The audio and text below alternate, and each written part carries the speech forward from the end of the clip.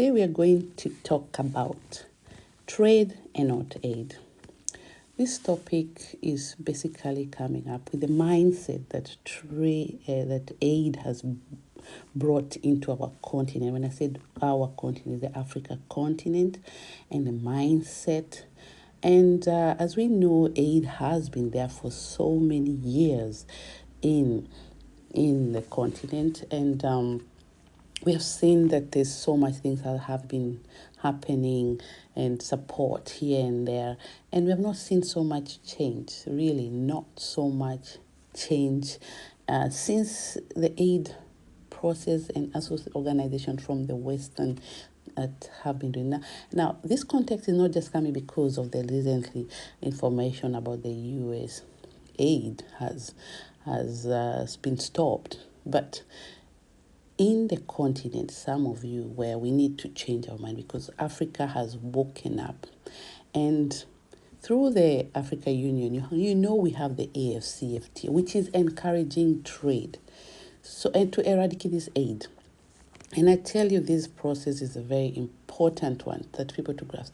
Can you imagine if we are able to trade among each other like every other country that trade among each other? Like you come from Kenya, I come from Kenya, trading in Uganda, in Canada, and with very low tariffs.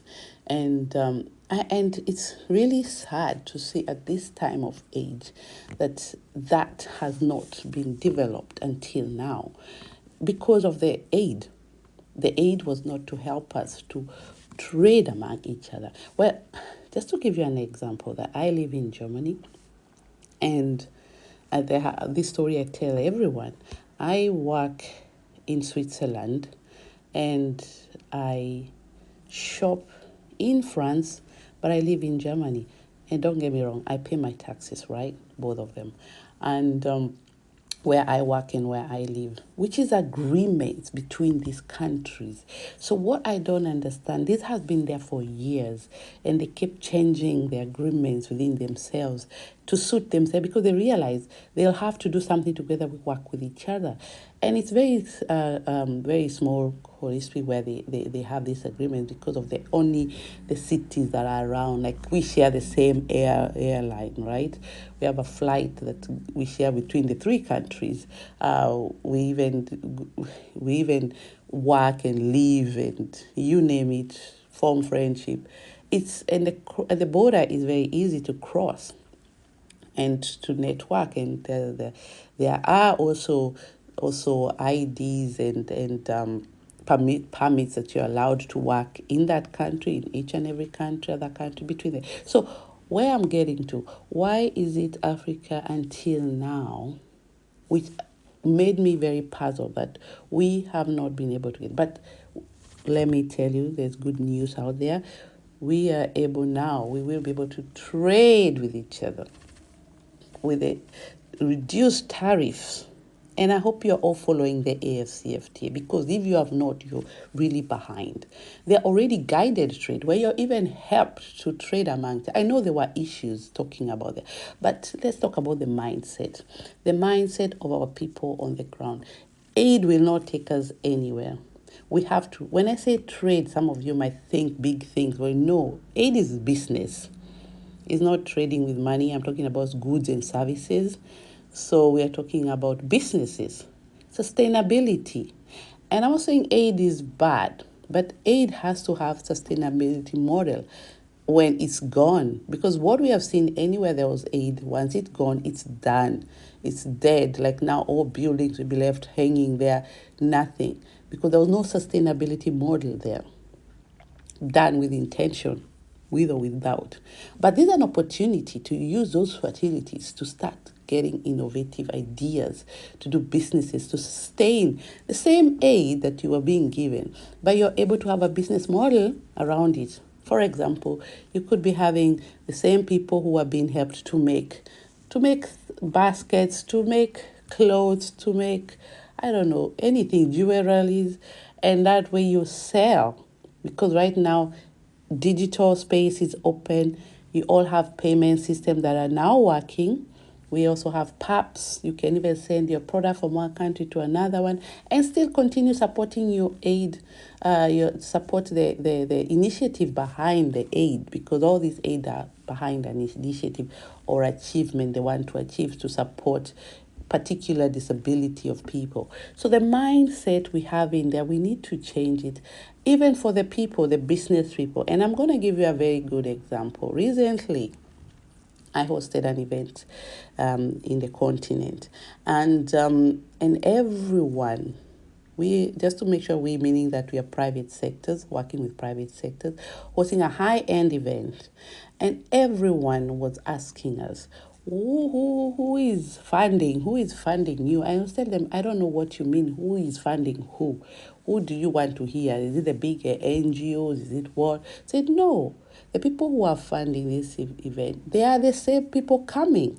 Why would you fund a business that we are supporting our own businesses?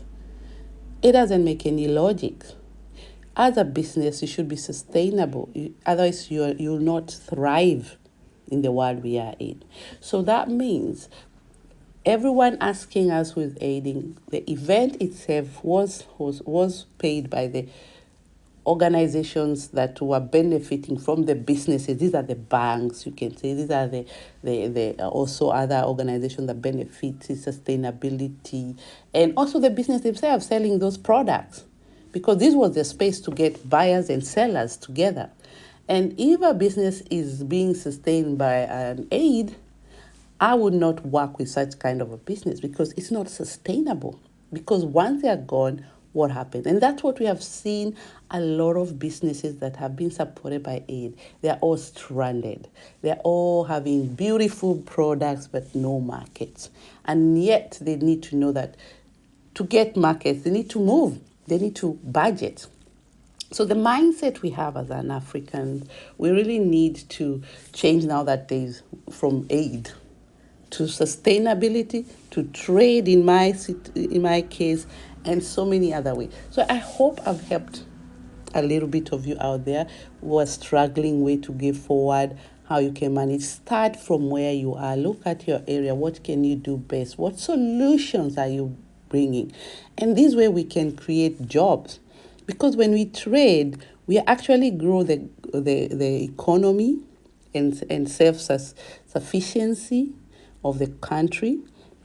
We encourage industrial and infrastructure development. That means the trade foster investment in industries such as agriculture, manufacturing, and technology, of course. We also help in empowerment, employment opportunities. This means you create jobs for people. When you start a business, you're able to employ one person, two person, three people there, And let's aid come in as an add-on to help you maybe in training, things that you don't really understand or want to develop your business, but should not be the core of your business. Also reduce dependency and corruption, which is the hugest in that continent. Because when we trade, it's quite purely business. It's structure, it's paperwork, it's contract, it's lawyer-driven, and rights that are encouraging trade. We also encourage skills and transfer and innovation. And this way, when you are stuck, you'll come with innovation. Innovation is about bringing new solutions to your own problems. So I'm seeing Africa is going to go another level, but let's change our mindset. Let's change our mindset, and I hope somebody out there is listening to this and can get help. So let's trade and no aid. Thank you.